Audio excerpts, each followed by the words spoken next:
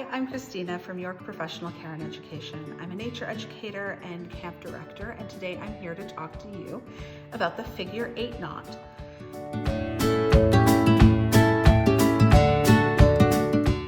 All right, so our third version of this knot is called the follow through figure 8. Again, we're going to tie this almost exactly the same way. I'm just going to add one little thing to it at the end. And what this is really great for, and this is where if you have climbed before, you've seen this knot because it's the one that you attach the lead rope to your harness. But it's really nice if you need to connect two different ropes and you need to make sure they stay really strong. Or if you need to go around something that you're not going to be able to stick a loop on top of. So for example, a tree, a soccer post, anything that you have to go around. So the way we tie that one is we start with a figure 8.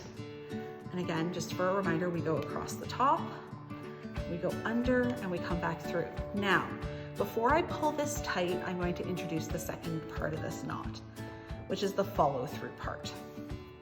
So what I'm going to do is I'm going to take my other bit of rope. And again, this could be the other end after you've tied it into or onto something, or it could be a different piece of rope. I'm going to use a different piece of rope here for contrast so you can see what I'm doing. What I'm doing is I'm tracing. So you can see I've come in next to the blue here. I follow its path. Oh, it goes under here, so I'm going to stick my red rope under. Now it's coming up and over and under the pair, so I'm going to go up and over and under the pair. Now I need to come back around the top and out the hole. So what I've done there, and then I just pull the two ends, and again, thinking about how to make our knot look its prettiest, we're going to sort of push and pull on this a little bit until it lays the way we want it to, and then we pull it nice and tight.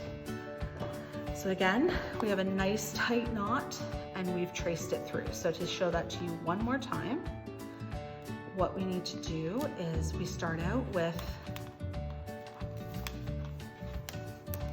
and again, remember, a properly tied and dressed knot is easier to undo, and it's always easier to undo a knot right after it's been tied.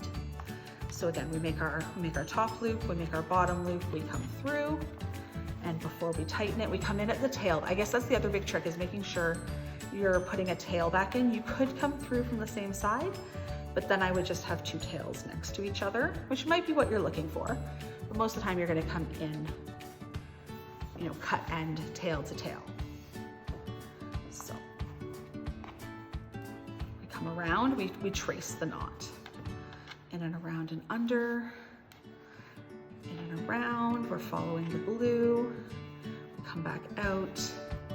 And you'll know if you missed it, missed one of the turns, because as you tighten the knot, it's not going to be twinned everywhere. You're not going to see two ropes together. That's how you identify this one. So here is your figure 8 knot with 3 variations. First, the standard figure 8, then the figure 8 on a bite or a loop, and the third one is the follow through figure of 8. So I hope that's been helpful in learning this new knot, and get out there and practice. That's the best way to get better at your knots, is to practice making them. Thanks so much.